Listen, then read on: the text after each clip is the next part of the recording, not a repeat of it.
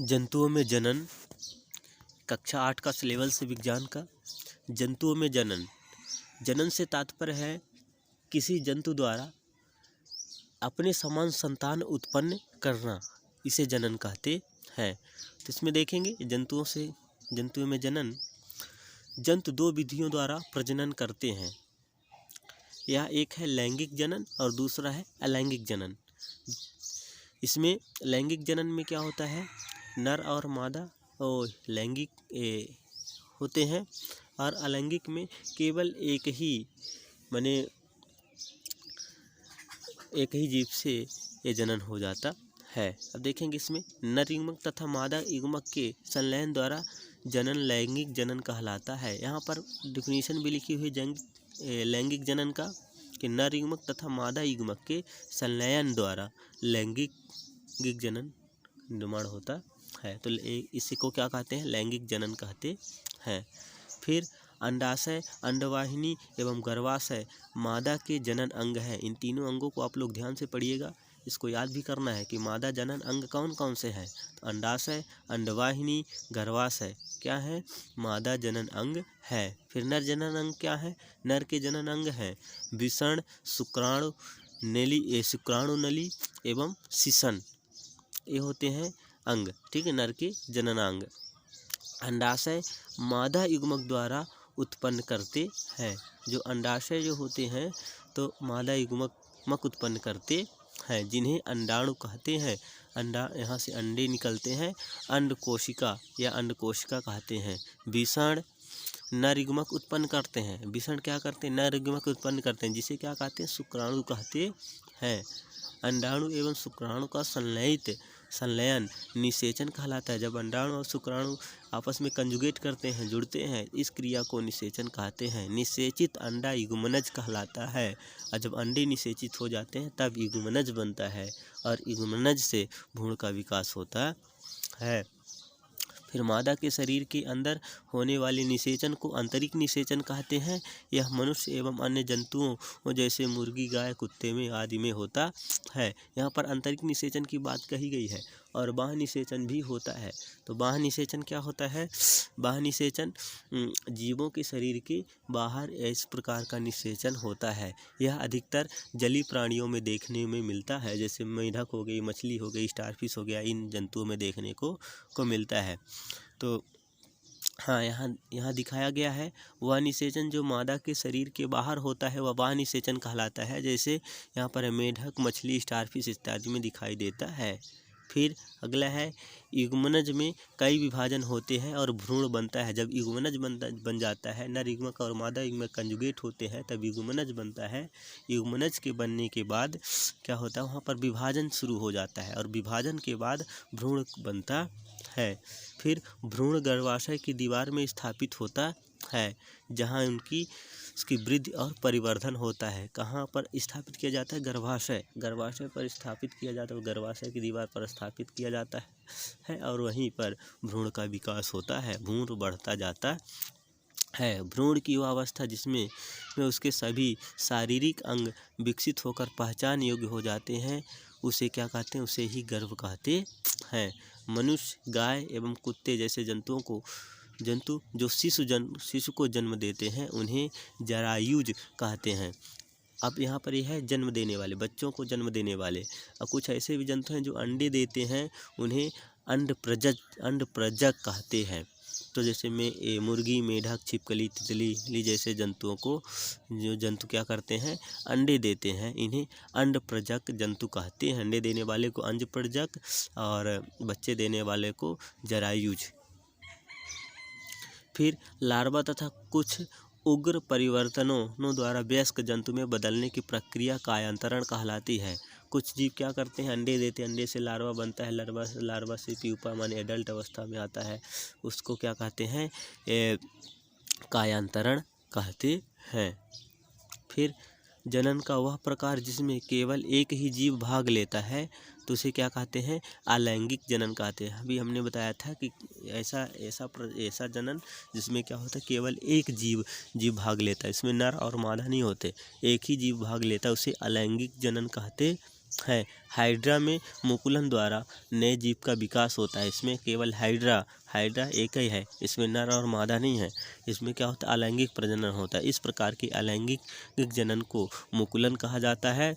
Amoeba स्वयं 2 भागों में विभाजित होकर संतति उत्पन्न करता है। इस प्रकार के अलैंगिक प्रजनन को द्विखंडन कहा जाता है। द्विखंडन विधि भी क्या है, अलैंगिक प्रजनन है। तो हमने मैंने बहुत सारे प्रश्नों का उत्तर यहीं पर क्लियर हो गया है। अब आगे हम प्रश्नों के उत्तर देखते हैं कि आपके अभ्यास में कौन कौन से प्रश्न बनाए गए हैं। उन प्रश्नों को देखेंगे, उनका उत्तर समझेंगे और वीडियो को बार बार देखेंगे तो प्रश्नों के उत्तर याद भी हो जाएंगे। सुनते सुनते पढ़ने की भी ज़रूरत नहीं पड़ेगी। धन्यवाद। सुनेंगे। सजीवों के लिए जनन क्यों महत्वपूर्ण है, समझाइए। तो सजीवों के लिए जनन क्यों महत्वपूर्ण है? ये प्रक्रम प्रत्येक जीव की उत्तरजीविता के लिए आवश्यक है। किसके लिए? उत्तरजीविता के लिए, पीढ़ी दर पीढ़ी। अर्थात यह एक जैसे जीवों में पीढ़ी दर पीढ़ी निरंतरता बनाए रखने को सुनिश्चित करता है। इसीलिए क्या है, जनन आवश्यक है। जब जनन क्रिया होगी तभी जनन क्रिया द्वारा एक पीढ़ी से दूसरी पीढ़ी, दूसरी से तीसरी पीढ़ी, माने पीढ़ी बढ़ती रहेंगी। ठीक, इसीलिए क्या है, महत्वपूर्ण है। जनन जीवों में महत्वपूर्ण है। मनुष्य में निषेचन प्रक्रम को समझाइए। मनुष्य में जो निषेचन प्रक्रम होता है उसको समझाना है। इसको देखेंगे। जनन प्रक्रम का वह पहला चरण शुक्राणु और अंडाणु का संलयन होना है। जनन क्रिया का जो पहला चरण होता है, शुक्राणु और अंडाणु में क्या होते हैं, संलयित होते हैं। संलयित हो जाते हैं, इसे निषेचन कहते हैं। निषेचन के प्रक्रम में स्त्री के अंडाणु और नर माने पिता के शुक्राणु का संयोजन होता है। इसलिए नई संतति में माता और पिता दोनों के लक्षण होते हैं और यह निषेचन शरीर के अंदर होता है, इसलिए इसे आंतरिक निषेचन कहते हैं। और यह निषेचन कहाँ होता है, शरीर के अंदर होता है, इसलिए इसे आंतरिक निषेचन कहते हैं। निषेचन के परिणाम स्वरूप युग्मनज का निर्माण होता है, युग्मनज बनते हैं। जैसे आप लोग इस चित्र में देखेंगे, चित्र में जो बड़ा सा गोला बना हुआ है, ये क्या है, ये अंडाणु है और एक केंद्रक है। तो क्या करते हैं, एक शुक्राणु होता है। शुक्राणु 3 भाग से बना होता है। इसका हेड होता है, नेक होता है, टेल होता है और ये क्या करता है, इस झिल्ली को भेदता है। बहुत सारे शुक्राणु होते हैं, संख्या में बहुत सारे शुक्राणु होते हैं। एक बार में कम से कम लाखों शुक्राणु निकलते हैं। तो क्या होता है कि सब अपनी अपनी क्षमता लगाते हैं। तो जो ज़्यादा ताकतवर होगा वो झिल्ली को भेद कर प्रवेश करेगा और जैसे एक शुक्राणु अंदर जाता है तो ये झिल्ली बंद हो जाती है। तो फिर क्या होता है, संलयित हो जाते हैं। अंडाणु शुक्राणु से संलयित हो जाते हैं और 2 केंद्रक का निर्माण हो जाता है। 2 केंद्रक का निर्माण हो जाता है। इस प्रकार से संलयित हो जाते हैं और ये भ्रूण का परिवर्धन होता जाता है। इसके बाद तीसरा, निषेचन प्रक्रिया इस प्रकार से होती है। निषेचन प्रक्रिया द्वारा भ्रूण का निर्माण होता है। फिर तीसरा है, सर्वोचित उत्तर चुनिए। आंतरिक निषेचन होता है। देखना आंतरिक निषेचन किस में होता है, मादा के शरीर में, मादा के शरीर से बाहर, नर के शरीर में, नर के शरीर से बाहर। तो इसमें मादा के शरीर में होता है उत्तर 1। फिर एक टेडपोल जिस प्रक्रम द्वारा वयस्क में विकसित होता है उसे क्या कहते हैं? एक टेडपोल वयस्क में विकसित होता है उसे क्या कहते हैं? कायांतरण कहते हैं। फिर एक युग्मनज में पाए जाने वाले केंद्रकों की संख्या, एक युग्मनज में कितने केंद्रक पाए जाते हैं? तो 2 केंद्रक होते हैं। युग्मनज में 2 केंद्रक होते हैं। फिर निम्न कथन का सत्य असत्य बताना है। अंड प्रजक जंतु विकसित शिशु को जन्म देते हैं। सत्य है असत्य? तो क्या है, सत्य है। जो अंडे देने वाले जंतु होते हैं तो अंडे देते हैं और जो अंडे में विकसित हो जाता है पूर्ण रूप से शिशु, तब उसको जन्म देते हैं। तो हालांकि यहाँ पर ये असत्य होगा, क्योंकि अंडे देने वाले केवल अंडे देते हैं, ठीक ना, अंडे देते हैं और शिशु अंडे के अंदर विकसित होता है। तो यहाँ पर प्रश्न कहा है, अंड प्रजक जंतु विकसित शिशु को जन्म देते हैं। तो विकसित शिशु को जन्म नहीं देते, उसके अंडे में विकसित शिशु होता है, तो वो केवल अंडे ही देते हैं। तो ये कथन हो जाएगा असत्य। प्रत्येक शुक्राणु एक एकल कोशिका है, सत्य है। प्रत्येक शुक्राणु एक एकल कोशिका है, ये भी सत्य है। मेढक में बाह्य निषेचन होता है, सत्य है। वह कोशिका जो मनुष्य में नए जीवन का प्रारंभ है, युग्मक कहलाती है। वह कोशिका जो मनुष्य में नए जीवन का प्रारंभ है, युग्मक कहलाती है, यह सत्य है, युग्मक ही कहलाती है। ठीक ना, युग्मनज जब से बनता है, युग्मक से। निषेचन के पश्चात दिया गया अंडा एक एकल कोशिका है। क्या कहा है कि निषेचन के पश्चात, तो ये भी सत्य है। ठीक है, निषेचन के पश्चात दिया गया अंडा एकल कोशिका है। अमीबा मुकुलन द्वारा जनन करता है, गलत। अमीबा मुकुलन द्वारा जनन नहीं करता, अमीबा में द्विखंडन विधि होती है। तो ये असत्य हो जाएगा। अलैंगिक जनन में भी निषेचन आवश्यक है। अलैंगिक जनन, यहाँ पर ये कहा है कि अलैंगिक जनन में निषेचन आवश्यक है, तो अलैंगिक जनन में निषेचन आवश्यक नहीं है, यह कथन असत्य हो जाएगा। द्विखंडन अलैंगिक जनन की एक विधि है, तो ये कथन सत्य है। अमीबा अलैंगिक प्रजनन होता है, इसे द्विखंडन कहते हैं। निषेचन के परिणाम स्वरूप युग्मनज बनता है, सत्य है, ये कथन सत्य है। भ्रूण एक एकल कोशिका का बना होता है, यह असत्य होता है। भ्रूण एक एकल कोशिका का नहीं, भ्रूण क्या होता है, कोशिका माने विभाजित होती जाती, विभाजित होते बहुत सारी कोशिकाएं बन जाती, तब जाके भ्रूण बनता है। तो भ्रूण एक एकल कोशिका का बना होता है, यह कथन असत्य है।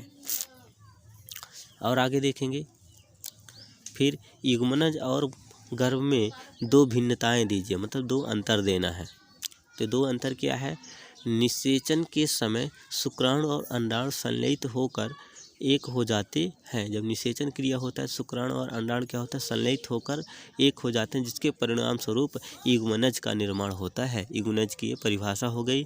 फिर भ्रूण क्या है, युग्मनज विकसित होकर भ्रूण बनता है। जो युग्मनज बना निषेचन के बाद, जो युग्मनज बना, तो जब विकसित हो जाता है, विकसित होता है, उसको क्या कहते हैं, भ्रूण की वह अवस्था जिसमें शारीरिक अंगों की पहचान हो सके, उसे गर्भ कहते हैं, वो गर्भ कहलाता है। दूसरा अंतर है, यह जनन प्रक्रम के प्रथम चरण के परिणाम स्वरूप बनता है। यह जनन प्रक्रम जो होता है, तो जनन प्रक्रम के प्रथम चरण ही है युग्मनज बनना। जैसे शुक्राणु और अंडाणु संलयित हुई तो युग्मनज बन गया, तो प्रथम चरण को ही क्या कहते हैं, युग्मनज कहते हैं।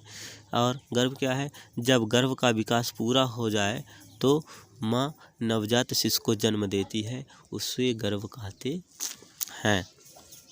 अगला प्रश्न है, अलैंगिक जनन की परिभाषा लिखिए। जंतुओं में अलैंगिक जनन की दो विधियों का वर्णन कीजिए। देखना है अलैंगिक जनन क्या है। जनन जिसमें केवल एक ही जनक एक नए जीव को जन्म देता है, अलैंगिक जनन कहलाता है। एक जीव एक ही इसमें केवल एक ही जनक एक ही जीव द्वारा बनता है, एक जनक होता है। जैसे उसमें क्या कहते हैं, लैंगिक में नर और मादा होते हैं, इसमें कोई नर कोई मादा नहीं होते, केवल एक जीव होता है जिसमें केवल एक ही जनक एक जीव को जन्म देता है, अलैंगिक जनन कहलाता है। इसमें दो विधि हैं, यहाँ बहुत सारी विधियाँ होती हैं, दो विधियों के बारे में कहा गया है जो आपके पाठ में भी है, मुकुलन और द्विखंडन। तो मुकुलन, इसमें ऐसा जनन जिसमें जनक में एक या अधिक उभार विकसित होकर एक नए जीव को जन्म देते हैं, मुकुलन कहलाता है। उदाहरण हाइड्रा। द्विखंडन, ऐसा जनन जिसमें जीव विभाजित होकर दो संतति उत्पन्न करता है, द्विखंडन कहलाता है। उदाहरण होता है इसमें अमीबा। फिर मादा के किस जनन अंग में भ्रूण का रोपण होता है, तो गर्भाशय में भ्रूण का रोपण होता है। कायांतरण किसे कहते हैं, उदाहरण दीजिए। कायांतरण क्या है, कुछ जंतुओं में शिशु वयस्क के समान नहीं होते, ऐसे जंतुओं के शिशुओं का कुछ विशेष परिवर्तनों के साथ वयस्क में रूपांतरण कायांतरण कहलाता है। उदाहरण हो जाएगा मेढक टेडपोल रूपांतरित होकर वयस्क में बदल जाता है, जो छलांग लगा सकता है और तैर सकता है, तब वयस्क बनता है। तो इसको क्या कहते हैं? कायांतरण। टेडपोल से वयस्क में बदलता है, इसे क्या कहते हैं? कायांतरण कहते हैं। 9वां प्रश्न है आंतरिक निषेचन और बाह्य निषेचन क्या है? तो आंतरिक निषेचन देखेंगे, यह शरीर के अंदर होता है। आंतरिक निषेचन कहाँ होता है? शरीर के अंदर होता है। बाह्य निषेचन कहाँ होता है? शरीर के बाहर होता है। बाह्य निषेचन शरीर के बाहर होता है। फिर आंतरिक निषेचन किस में होता है? मानव हो गया, मुर्गी हो गया, गाय हो गया, इसमें जो मेन रूप से बच्चे देने वाले जो जीव हैं, विकसित बच्चे देते हैं, क्या आंतरिक निषेचन होता है। और बाह्य निषेचन मछली हो गई, स्टारफिश हो गया, जली जीव और जली प्राणियों में क्या होता है? बाह्य निषेचन होता है। फिर नीचे कुछ पहेलियाँ दी गई हैं, इनको भी बताना है। नीचे दिए गए संकेतों की सहायता से क्रॉस द्वारा पहेली को पूरा कीजिए। दाईं से बाईं ओर, यह अंडाणु उत्पादित करता है। अंडाणु कौन उत्पादित करता है? अंडाणु कहाँ से निकलते हैं? तो अंडाशय से। इसका नंबर यहाँ इसमें 1 नंबर में लिखना है अंडाशय, ठीक है। 1 नंबर में यहाँ लिखना है अंडाशय। विषण से उत्पादित होता है, तो विषण से क्या उत्पादित होते हैं? विषण से शुक्राणु उत्पादित होते हैं। तो शुक्राणु यहाँ 3 नंबर में लिखना है शुक्राणु, यहाँ पर का लिख देना है। हाइड्रा का अलैंगिक जनन क्या कहलाता है? मुकुलन। तो मुकुलन देखना है 4 नंबर में, मुकुलन यहाँ पर लिख देना है मुकुलन। फिर ऊपर से नीचे की ओर देखना है, यह मादा युग्मक है। तो मादा युग्मक कौन होगा? तो 1 नंबर में देखना है अंडाणु, ठीक ना। मादा युग्मक है, अंडाणु क्या है? मादा युग्मक है। फिर नर और मादा युग्मक का मिलना क्या कहलाता है? नर और मादा युग्मक का मिलना क्या होता है? निषेचन कहलाता है। अंडप्रजक जंतु है, अंडप्रजक माने अंडा देने वाले, क्या है? मुर्गी, ठीक है। इस पहेली को पूरा कर लेना है इस प्रकार से। यहाँ पर उत्तर भी दिखाया गया है, कैसे कैसे करना है, क्या कहाँ पर होगा। पर इन प्रश्नों को पढ़ के इनके उत्तर को देखेंगे। यहाँ पर ये प्रश्न दिए हुए हैं, इस उत्तर दिए हुए हैं, ऐसा करेंगे तो आपको याद हो जाएगा। तो धन्यवाद। आप लोग वीडियो को अच्छे से देखेंगे और हो सके तो इसे कॉपी में लिखते रहेंगे ताकि परीक्षा में कोई समस्या आप लोगों को न आए। इस वीडियो को बार बार देखते रहें ताकि आप जो प्रश्न को नहीं समझ पा रहे हैं, नहीं याद हो रहा है उन्हें आप याद कर सकते हैं। धन्यवाद।